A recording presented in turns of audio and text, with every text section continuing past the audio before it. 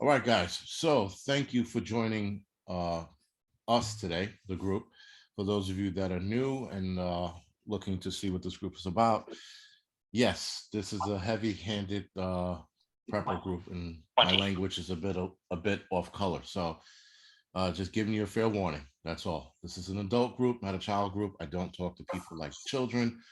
We talk like men and women in here. Connected to Wi-Fi. Not all men and women talk like that. So we will definitely there'll definitely be some cursing. So with that being said, this today's meeting we're going to talk about the coming blackouts. Now, I know a lot of you have been paying attention to what's going on, and we're probably going to talk about two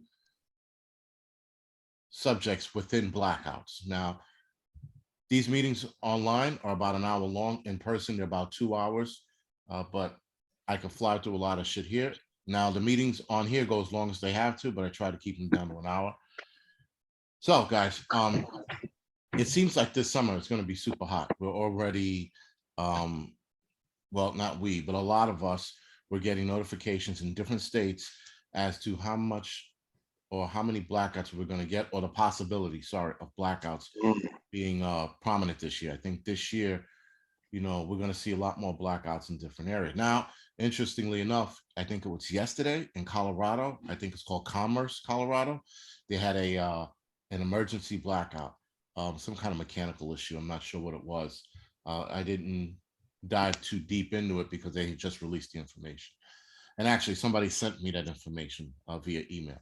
So that was the first of, I guess many this year. Now, the following states that are going to see major blackouts and are already having emergency or energy crisis issues are North Dakota, South Dakota, Kentucky, Missouri, Montana, Texas, Alabama, Arkansas, Illinois, Indiana, Louisiana, part of Michigan, part of Iowa, part of Minnesota, part of Wisconsin.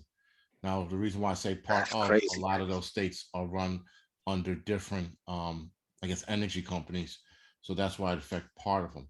Now, New York, Jersey, PA, we'll probably see blackouts as well. We are not on a high level list like these states are, but we are going to see them because we have an increase in people in these areas, especially in New York City. With all these people moving to New York City because they want to be Instagram famous, we're definitely going to see a draw on the power. So we'll probably have rolling blackouts in the city, and if not, brownouts. The problem with rolling blackouts in the city and brownouts, guys, is that especially with a brownout, you'll get stuck in an elevator if you are in an elevator. So if you can avoid using the elevator, by all means, avoid using the elevator. The high peak hours of energy usage in New York City, Jersey City, Newark, places like that are usually afternoon. So right around 3 to 4 o'clock, you get high energy usage, and you also get it in the morning as well, but not as high. You get it between 8 to 11, something like that. So that's everybody in elevators, on their computers, uh, office buildings running their AC units. So that draws a lot of power. Now, you also have people who are still working from home. Even though a lot of the office buildings are fairly empty, they still turn on their AC units in the building and computers are still running because when you work remotely from home, not all, but a lot of computers still have to be on in the office, right? So my wife is, I guess, case in point of that. Her her computer at the office, sorry, has to be on for her to work remotely. So that goes for millions of computers throughout the city. So they're still drawing power. And to keep those computers cool, they have to put the AC units on as well. So that people like, well, there's no one in the office. They still have to run the AC to cool the computers off and their servers. So that still draws a lot of power. Now, mix that with people at home using their power and their AC to stay cool. Like I said, we're probably going to see an uptick in rolling blackouts here. Now, as far as elevators goes, guys, when there's a brownout, normally the elevators, I don't know about these new ones, but the older ones, they get confused and they just shut down. So somebody has to go up to the elevator room, shut the power off, and then on again, and it usually resets the elevator. These computerized elevators, I'm not sure how they operate in that sense. I don't know if they shut down and then you have to reset them, but nonetheless, a lot of people are going to be getting stuck in elevators if we have this issue. Now, I have to say that blackouts, guys, the coming blackouts are if for here, like New York, Jersey, the tri-state area, if you will, and even up and down the East Coast. But nonetheless, being that it looks like this summer is going to be a pain in the ass with the heat, we still need to be ready for whatever blackouts come our way. Now, the power usage, like I said, has gone into overtime. I think it's gone into overtime even during COVID because more people were home. Now, I think a lot of you live in the city, but hopefully you remembered, I think it was last year around this time, or maybe it was July or August, where we saw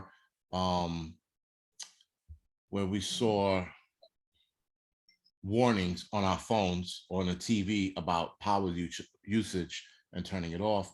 And it seemed like they were panicking when they were doing this, which I didn't understand.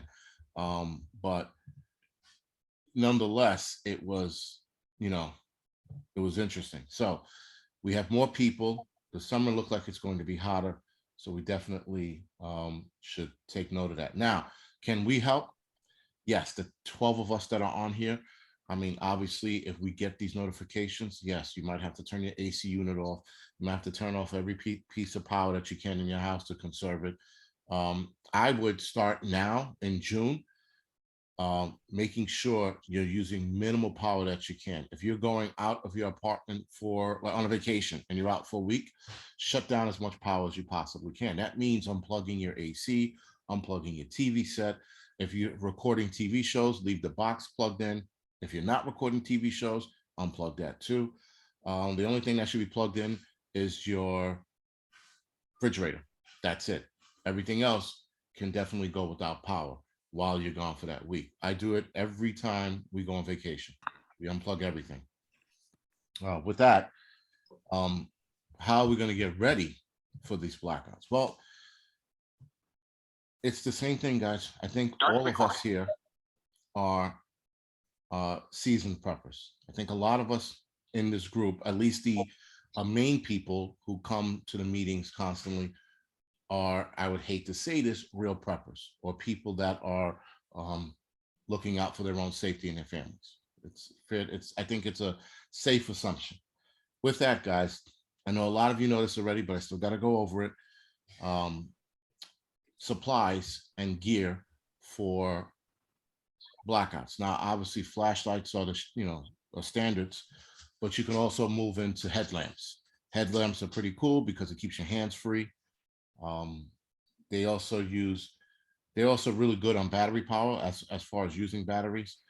Try to stay away from ones where you have to recharge your headlamp. Though I do have a headlamp, rechargeable headlamp, which I think is pretty cool, but it lasts me maybe a night or so. So I would have to plug it into a power source to recharge it. So batteries are usually better for certain situations, not all. Mike, go ahead.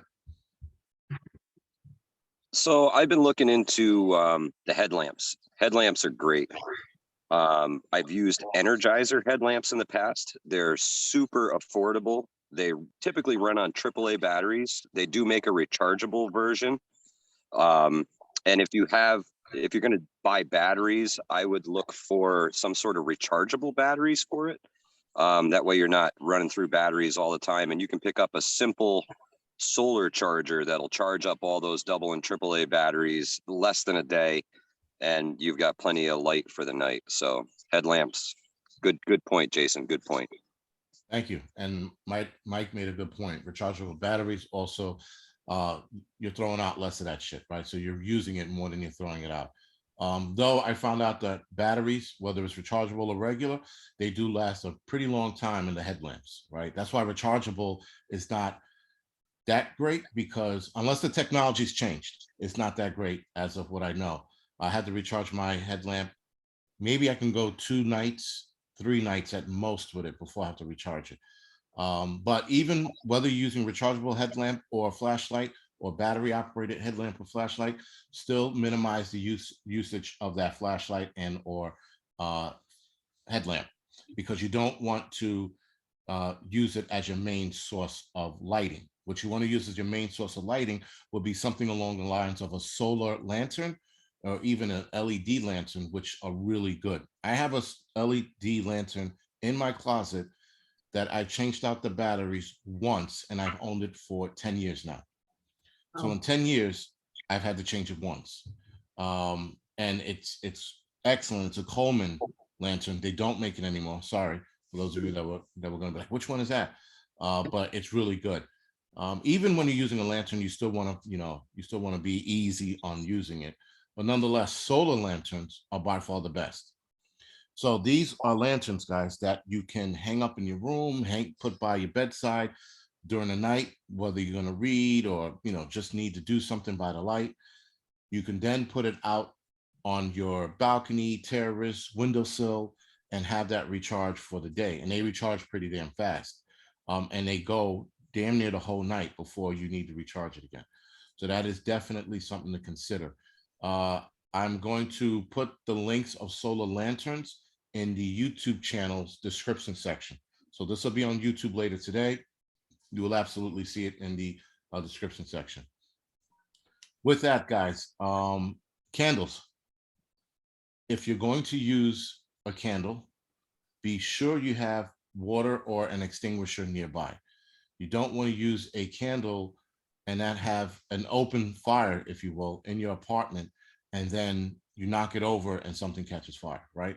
So make sure you have water nearby or an extinguisher.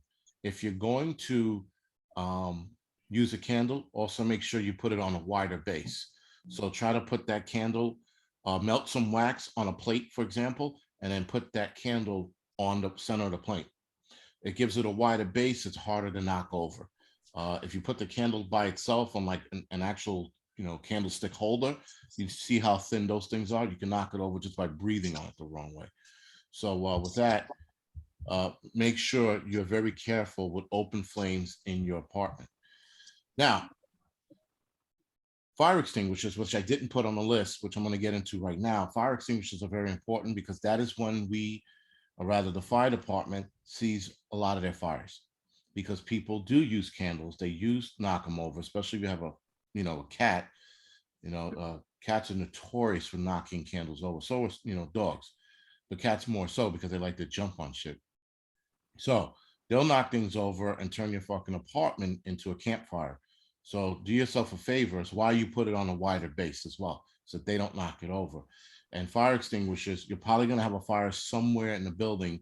It's not a guarantee, but it's usually one neighbor that's irresponsible and they cause that fire. So the fire extinguisher can help as well in that case, or holding fire back till the fire department comes. There is techniques on how to use fire extinguishers to hold fire back till the fire department comes, but again, that's a different subject for a different day.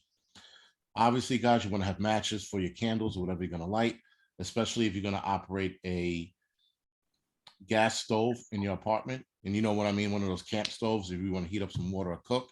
Again, that's an open fire source. Do yourself a favor, be very careful, keep the lantern, keep the fire extinguisher nearby. Or water, pot of water, whatever you're going to use. I'd rather a fire extinguisher because the fire extinguisher can tackle a lot of shit versus just water. Also, water bottles and water, period. A lot of the blackouts that we're probably going to see here are short term. So EMP, that's a different story. That's where you fill up your bathtub or your water bob or whatever it is you have. You run into the bathroom, you start filling it up. Let the water run for about 10 seconds or so, and then start filling up your tub. Most tubs are not built to hold water, so you might, if you don't have a water bob, which is a bathtub water bladder, if you don't have one of those, make sure you duct tape the drain first. Dry the drain around it, duct tape it. Actually, sorry, garbage bag cutout about the size of the drain in a square form, duct tape it, and then duct tape it twice over. So once around the seams and then duct tape it across the whole way. That should hold your water in place for a long time. Bathtub bladders are the best to get. So if you can get yourself a water bathtub bladder, by all means, do so. That holds 100 gallons of water, which will provide you anywhere between 100 days of water to 50 days of water. Depends on how many people are in your home. It's a gallon of water a day per person. The average person does not drink a gallon of water a day. They drink less than that. But during the summer months, you're probably going to be hitting that gallon mark. So keep that in mind. Let's see. With that, gas generators, obviously, guys, for those of us that live in apartments, gas generators are not the go-to. Now, if you live somewhere where Mike or Brian live, you can absolutely have a gas generator. It's going to, you guys have the outdoor, the backyard, things of that nature. The downside to gas generators, especially now, are the price of gas and the noise it makes, right? So gas generators make a lot of fucking noise. During a short blackout, it's not a problem. During a prolonged blackout, it's a huge problem because everybody knows what you're doing. So that's hard to keep a secret. Solar generators have gotten exponentially better since I started researching them. They do last a lot longer. Some of them take forever to fucking charge by the sun. Some of them take a shorter time to charge by the sun. Research on those is needed. So the solar chargers that I push right now, the Jackery is very good, but the EcoFlow is better. The EcoFlow charged by the sun is a lot quicker, especially if you get both. Now I charge my EcoFlow with one panel, and I got good power storage in an hour and a half. So if I put two panels, I would have probably had that down to 45 minutes to half hour. Again, that's a that's one of the solar generators I'm pushing because I'm an affiliate with them, but they've also actually been one of the better ones. Now, the Jackery is really good. The Jackery can hold a heavy load, whereas the EcoFlow, not so much. But the Jackery to recharge with their solar panels takes fucking forever. You'll be on that roof roasting with your solar panels. So it's whatever you want. You want the heavy load, you go to Jackery. You want a lighter load, you get the EcoFlow. I have two new solar generators in the living room that I have to do a video on, and I'm going to test that out probably tomorrow. Like all day tomorrow, I'll be on the roof roasting, but I'll be testing them out on the roof. With that, guys, solar generators are great for apartments because you can't hear them. Yes, they do have fans. So unless somebody has a stethoscope to your door or your ceiling or something, you're not going to hear this generator. So, yeah, solar generators are great for apartments. They're even great for homes. So there's definitely something you guys should look into. Now, power banks or portable chargers. Those are, again, this is my phone, but these solar generators, these power banks now come like this. They're really small. They go a long way.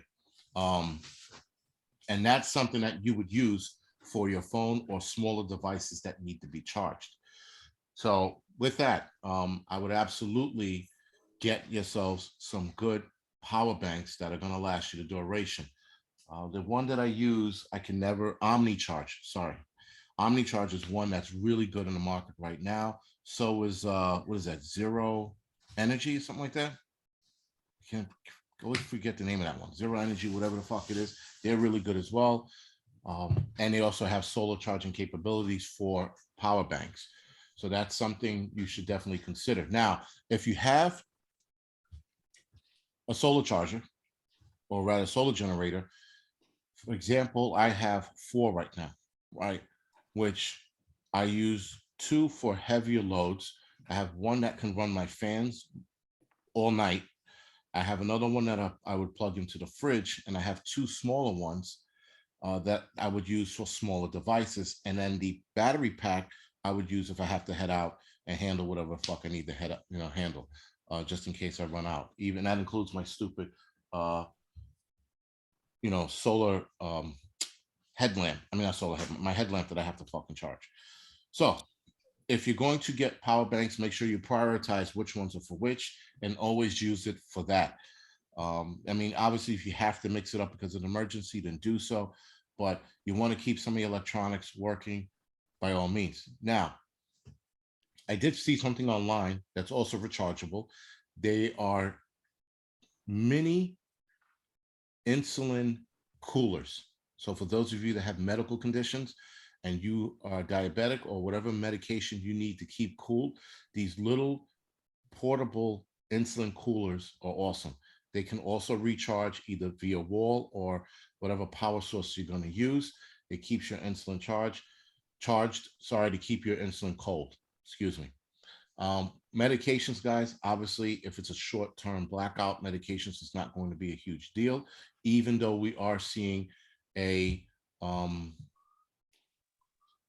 medication shortage.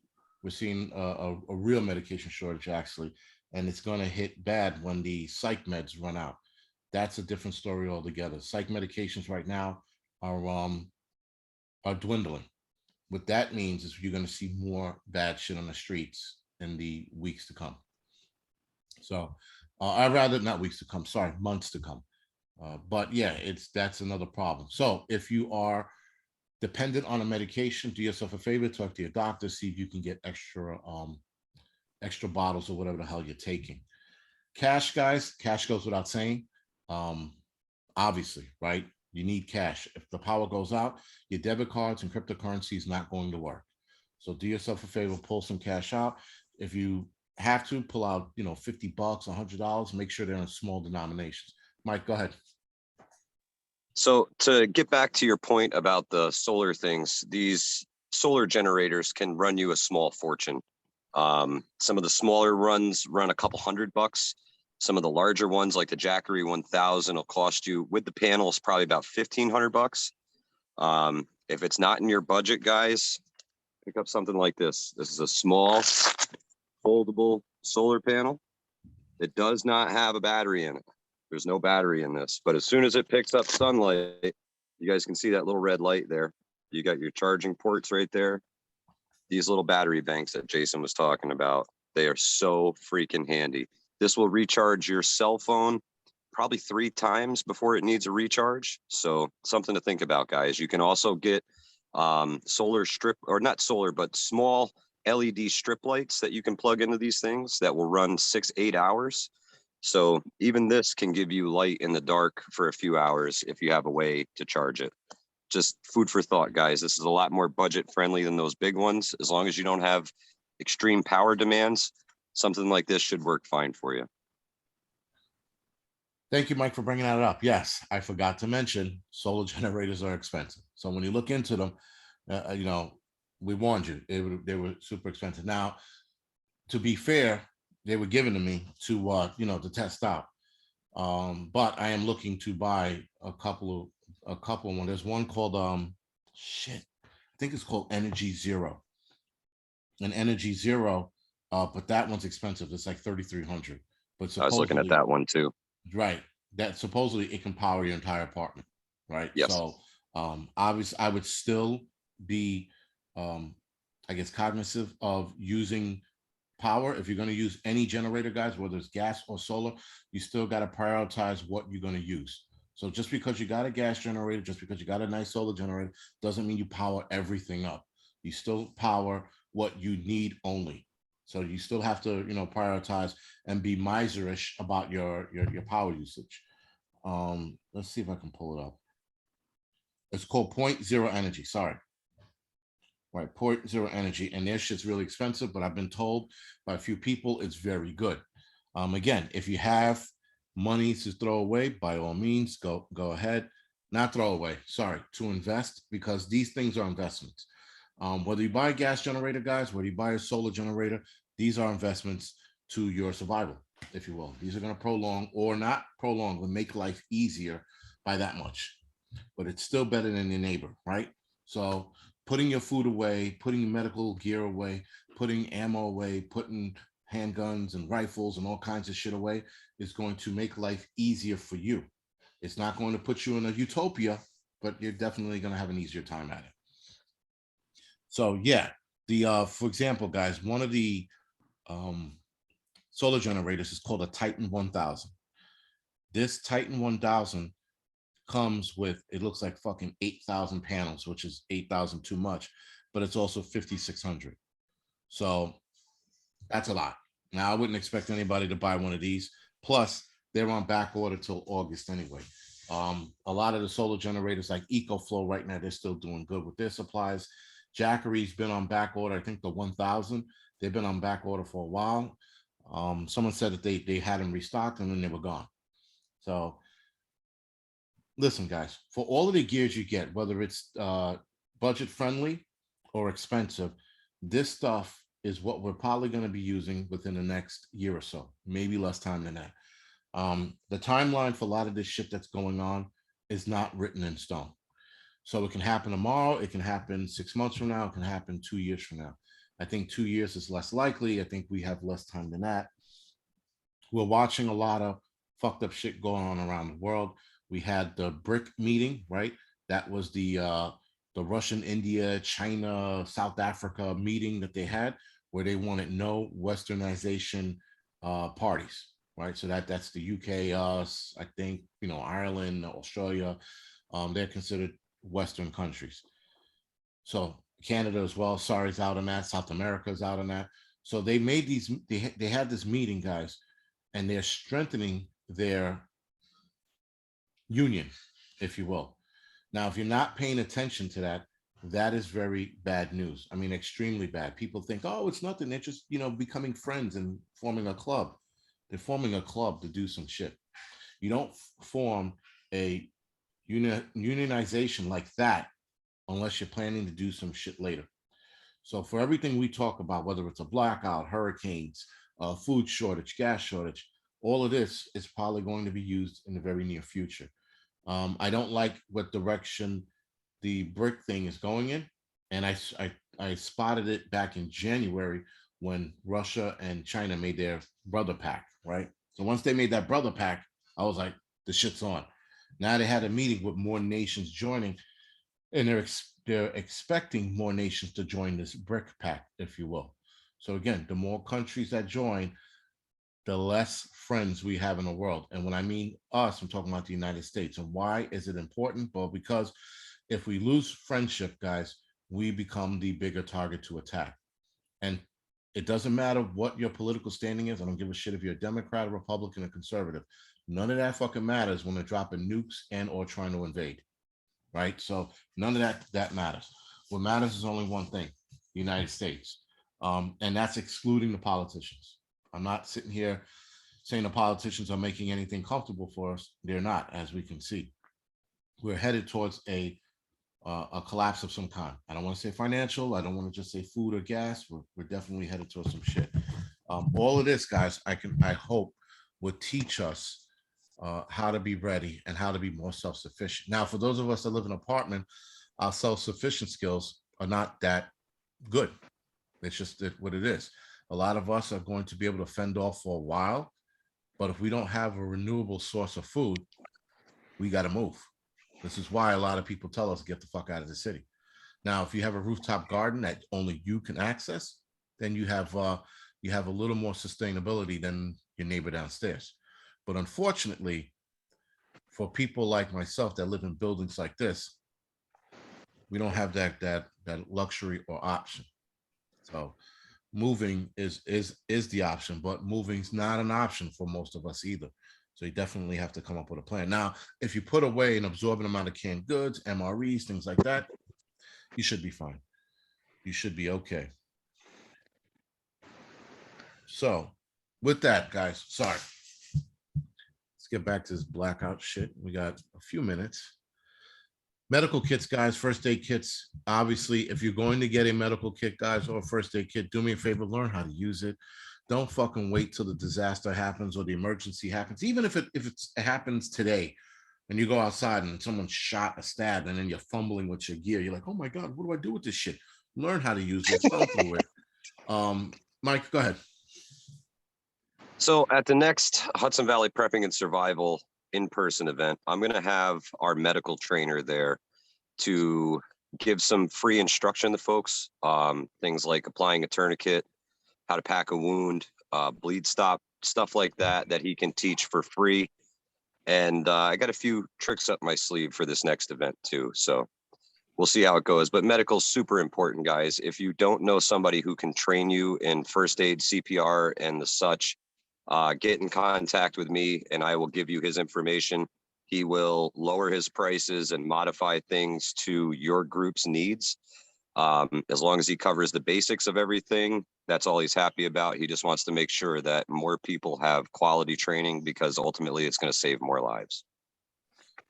Absolutely. Thanks, Mike. And especially if you live in a city like New York, it's probably, if you're out every day, you're going to run into some shit, whether it's a car accident or somebody getting robbed, stabbed, mugged, beat up just because. You're probably going to have to render some kind of first aid, especially here in New York. And when the shit and the blackouts, guys, when we get to the blackout point here in the city, crime is going to exponentially explode for that night. It'll be like 1977, though a lot of us cannot remember 1977 because we were either just born or born after that year. My mother told me how crazy it was. And then there was a New York Times article, if I'm not mistaken, A Night of Hell or A Night in Hell or The Night of Hell. It's an old 1977 article. You can actually still pull it up online on Times Magazine. It was New York exploded. So if we see anything like that, guys, New York City is undoubtedly going to explode. Now, back in 2003, when we had that blackout, interestingly enough, it didn't get that bad. I was in EMS that year. We saw a lot of fucked up shit that night. We saw a guy who actually walked off the building because he couldn't see the edge, and he took a fucking six-story nosedive and was still alive. He wound up dying in the hospital. But we also saw a lot of fucked up shit. Like people had to walk up 32 flights to get a motherfucker to carry them all the way back down 32 flights. So interesting. That year, that blackout, it didn't get out of control. Being that everybody's more frustrated, tensions are higher, contentious relationships with the cop and the neighborhood are up in arms, we're going to see some fucked up shit this summer around. So, I mean, with that, guys, moving on to the next subject, the violence we're probably going to see during a blackout is going to get, pretty bad for that night, that is. And if there is a blackout, you have to stay ready. You have to stay, Johnny on the spot with what might happen, what might be coming.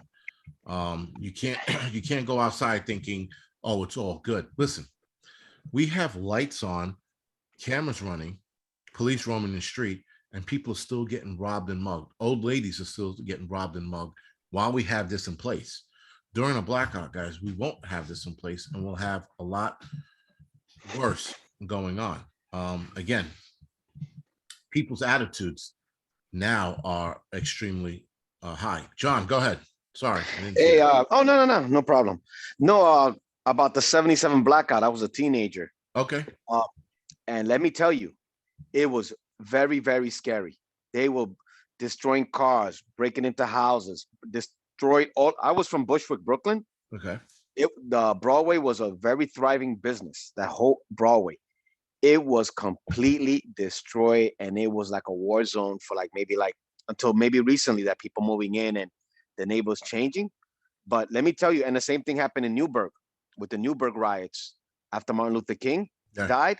Newburgh hasn't come back to this day. Yeah. It's been over 60 years since, close to 60 years that Martin Luther King died. And you go to Newburgh, New York, and people rioted, they destroyed that area. They've been trying to bring it back. So it's like you really need to be careful. Question: do they have a website that keeps track of blackouts? There is one. I can't remember it right now, but I'll try to put it in the description section. But I saw it the other day. Okay. I could have sworn I saw it the other day, and it's like late notifications. Like it'll tell you what happened, like an hour later or a half hour later, whatever it is. But that's how I found out about the one in Colorado, Commerce, Colorado. Because of a website like that. But someone sent me the link, and it was showing like little areas throughout the United States, it'll show you blackouts, and it's pretty cool because it's like it'll be green, and I guess green is temporary. I really didn't dive into it, but then there's like red, and red is like red was Commerce, Colorado was red, and that looked to be bad, meaning it was going to be a prolonged blackout. Weren't really sure as to how bad it was going to be or how long it was going to last. Sorry. And Yeah, go ahead. and then the other blackout, the one that was like in 2003, 2004, Yeah, that one 2003. that affected a few states. It was very interesting because I work IT, and for about a week and a half before that blackout happened, they were telling us, "Oh, there's going to be a virus attack.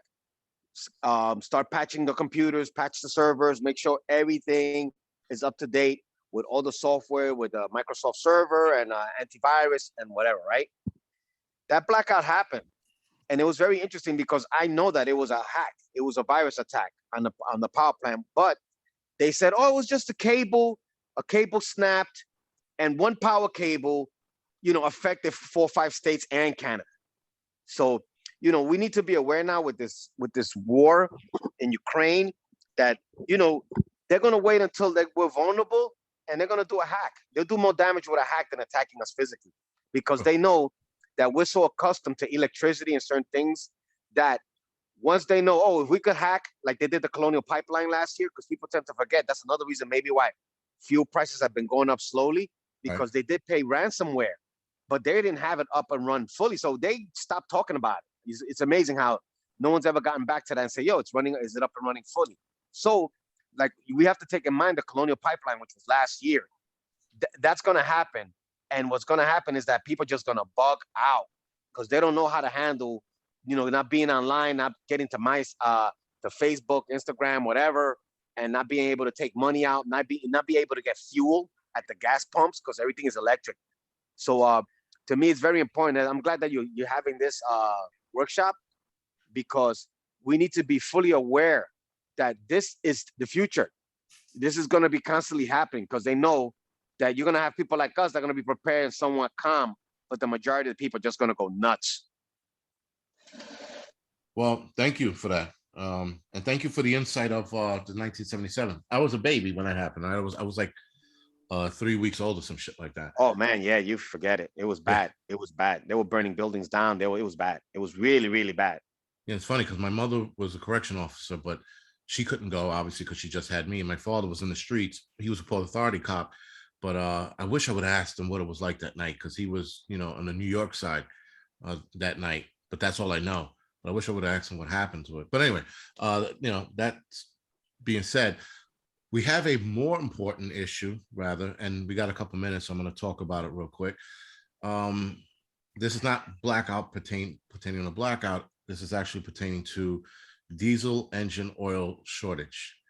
That is seemingly, guys, going to be a very, very, very bad thing if we run out of diesel engine shortage. If we have a diesel engine oil shortage, sorry. So there's diesel fuel, and then there's diesel engine oil. Right now, diesel engine oil, which I thought it was like one and the same when I was reading the article, and I'm looking at it, I'm like, why do they keep saying engine? Oh, that's right. Diesel engines are obviously different, just like a car engine, right? With that being said, guys, the additives that need to be added to the diesel engine oil, those are on short demand right now. And it seems like they have run out of them. So in the next 8 weeks, we'll be running out of diesel engine oil if something is not done. If that goes out, guys, diesel trucks cannot run without the engine oil, right, for the diesel trucks, because they have an entirely different setup in that engine. There's also the spike in diesel fuel prices. Right now, by me, it's $7 or $6.99. I have a diesel engine. I drive a diesel. And thanks Okay. for the information about the diesel engine oil. I didn't know about that. Right. And if you do the research, if you look into it and you try to order it, you'll see certain places are telling you that there's a shortage. Here's the kick in the dick. This is not going to be replenished. They're saying till 2023. Oh, man. Right. So now, again, they see the warning signs to this. The diesel engine community, if you will, or industry, have been warning about this. And right now, there is no answer. No one's answering the call. So it's something to put in the back of your head. It's something to be concerned about. I will be doing a Zoom meeting on that a little more in depth, because there are things now, guys, we're going to have to do to put our prepping into high gear, overdrive, grind it out if you have to. Yeah. But that's a bad thing, and people don't understand how cataclysmically bad that's going to be, because if you don't have food being delivered, where do you think, or what do you think is going to happen next in cities like New York? So, that being said, guys, don't have to take my word for it. Do your research on it. You'll see exactly what this is. I love when people join the meeting with 10 minutes left. But, it's awesome. But anyway, with that, guys, it's just something to be aware of. Now, is this a definite thing? No, but it's definitely concerning if it turns into something. Go ahead, Mike. It's definitely a possibility. And could you imagine a year without tractor trailers running? That's a year without tractor trailers running. Yeah. That's going to put the brakes on everything, from food to everything.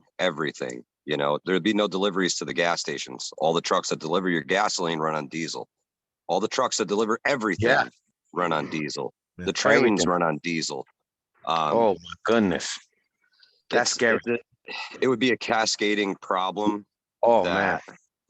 would happen really fast. So prep as best you can, guys. That's the best advice we can give.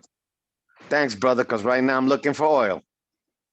Get it if you can. Get it if you can. Yeah, It's I'm time to getting it, start man, because stocking those strange things that you don't Yup. really think about. You know, plug kits for your tires, air compressors, yeah, man, that's crazy. maintenance parts, all that I stuff, drive man. Get it if you I can. drive a 65 Mercedes-Benz diesel. And I run that on vegetable oil.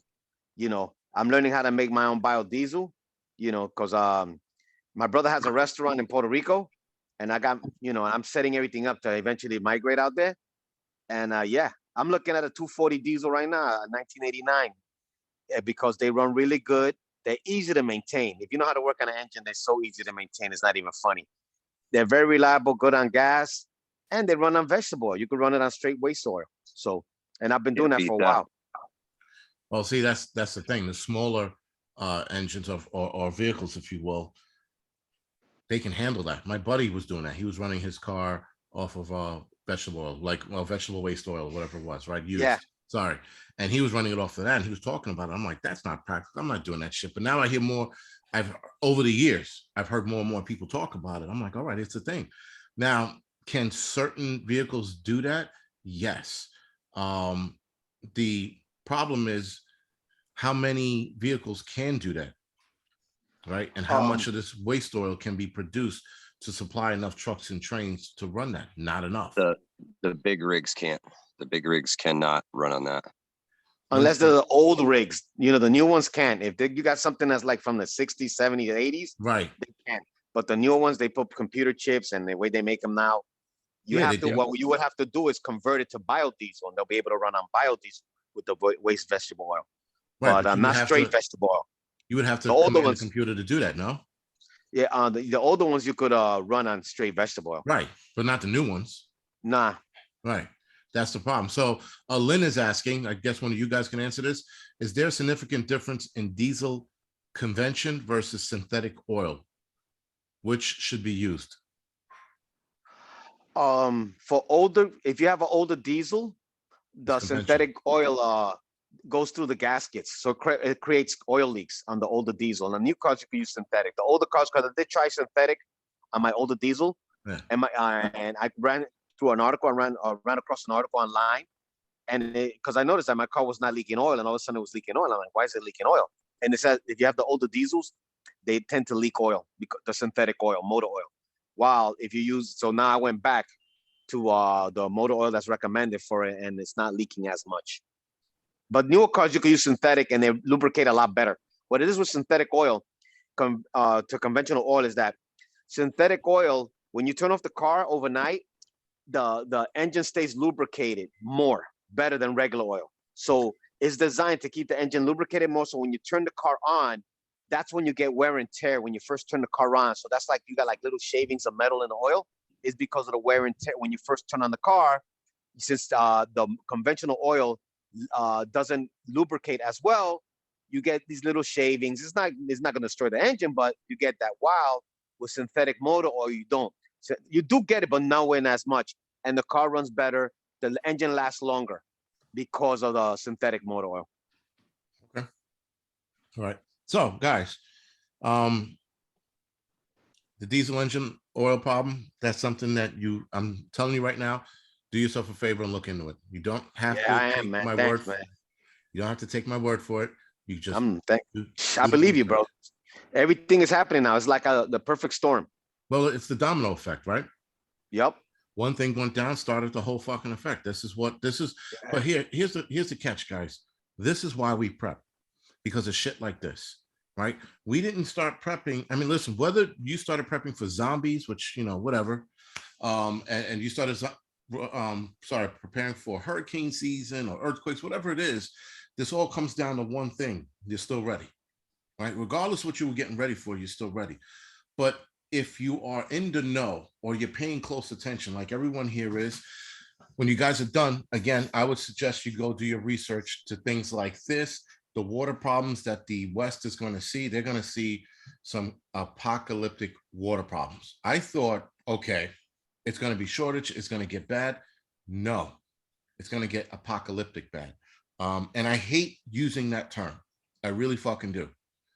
But doing the research I've been doing for the last 2 days on this, because I'm going to do a video on it, yo, it is not looking good for those people out there at all. Nevada looks like what's it called?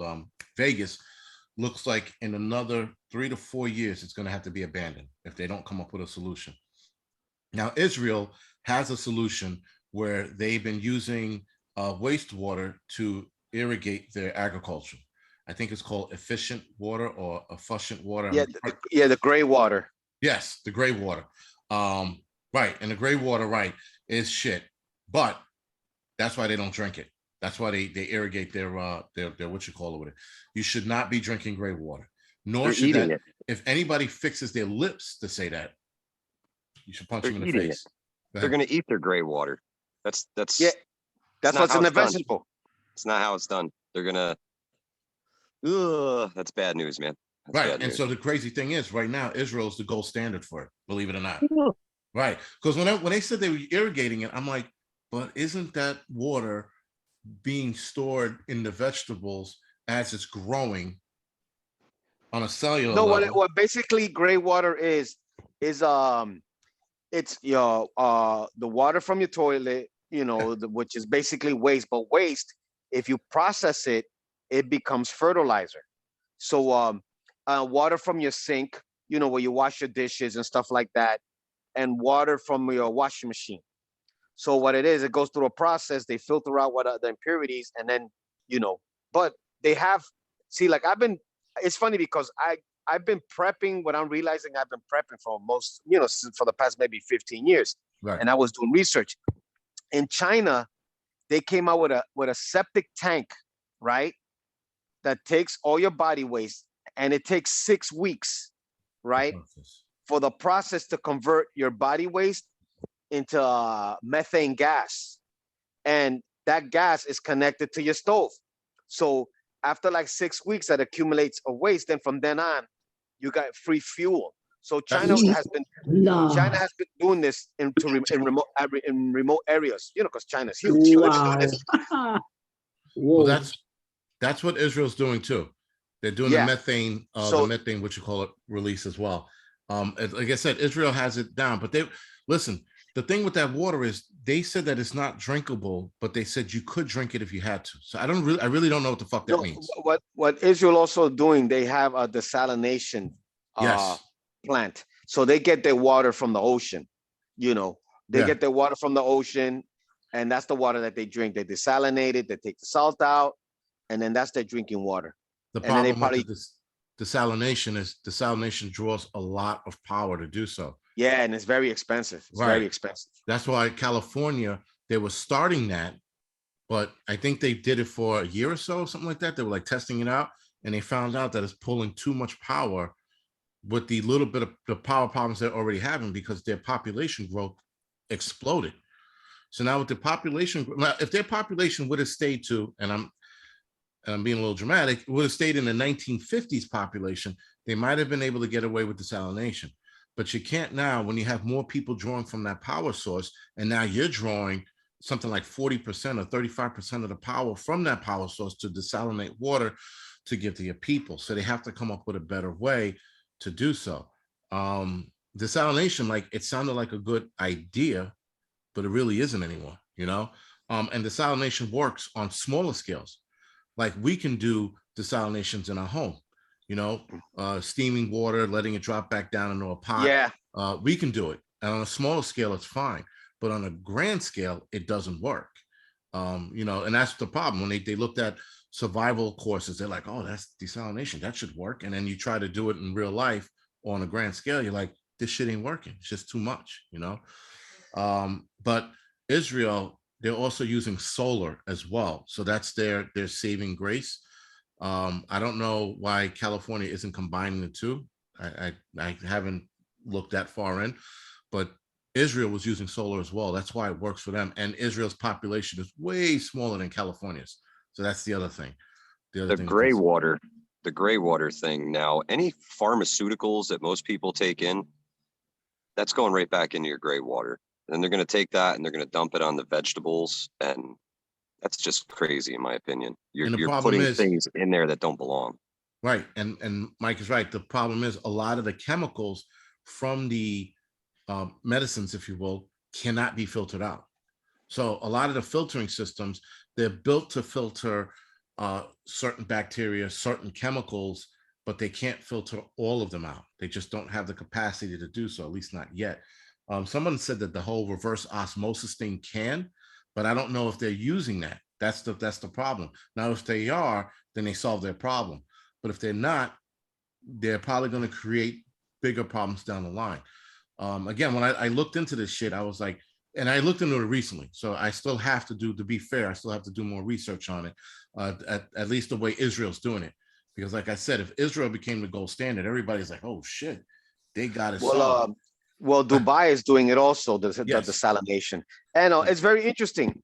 There's this, it's a documentary, it's not some kind of fake news or whatever, about how Dubai, sponsored these researchers to find out how to create clouds.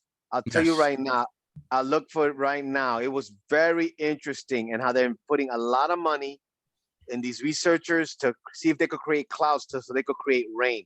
Yeah, and the controversy with China does it now. China's been doing it for a few years now. They've been creating rain in certain drought areas to increase their crop grow. I'm pretty sure there's a negative to that, but I haven't seen anything on it. But Dubai did it for the first time a couple months ago. No, like almost 6 months ago. Let me see. Let me look for it. I'll tell you right now. Okay, Dubai. I know China did something similar during the Olympic Games when it was supposed to pour during their open ceremonies. And they had the weather modification crew come through and clear the clouds and give them a bright sunny day for the opening of the Olympics. What do you know? You know what? This sounds like the beginning of the fucking Snowpiercer. Fucking with the weather, and then no, and they're saying that if they could create clouds to create rain in one area, that means it's taking it away from another area. So it's a very, let me look. I'm gonna look for this. Dubai artificial rain, because I saw it like a while ago. And it was very interesting. Okay.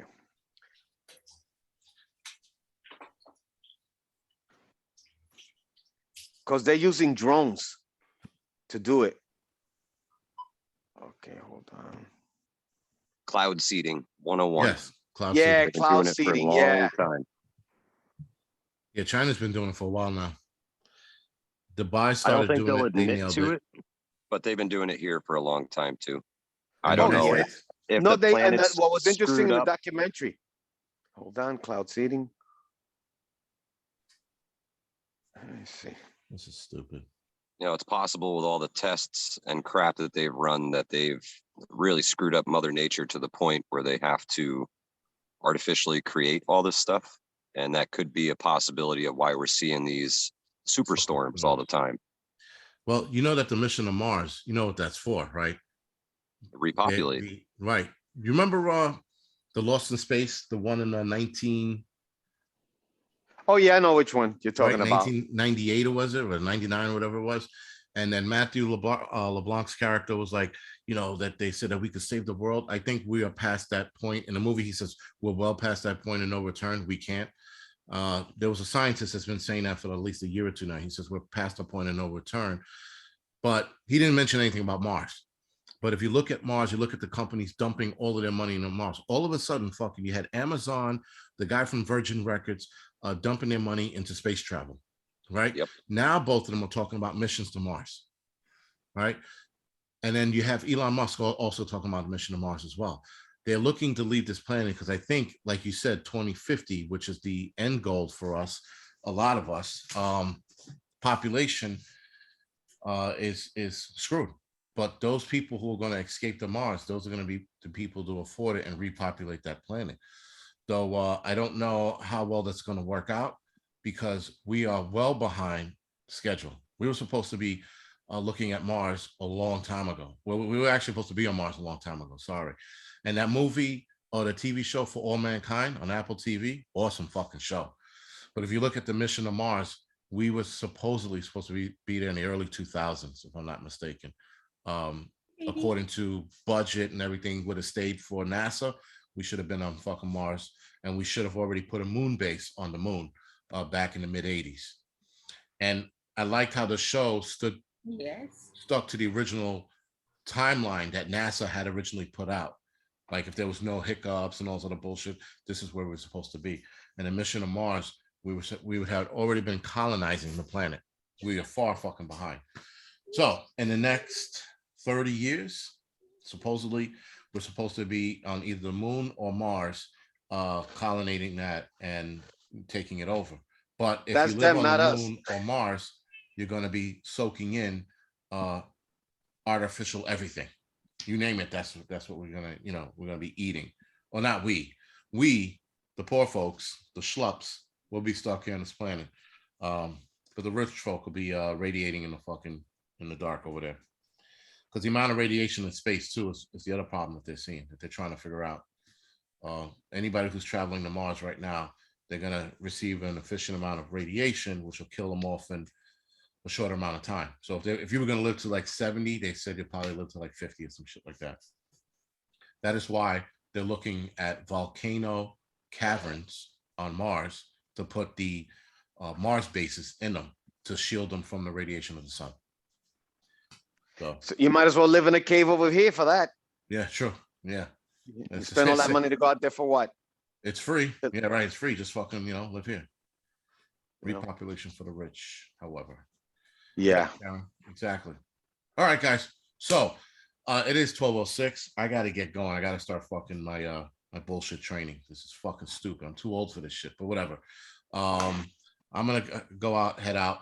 The next meeting, guys, is someone fucking beat me to it. I think it's in July 17th. Right? Is it July 17th? No, of course not. July 24th. Yeah, whatever. I think it's July 17th. I can never figure this shit out.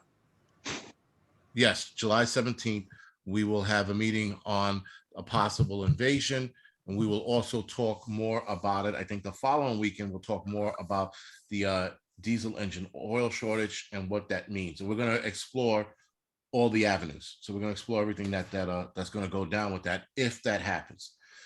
Guys, unfortunately, everything's an if, right? Yeah. Granted, there are a lot of shit that's going to happen, but we like to say if because some of the things might not happen and other things, a curveball might happen. So we shall see.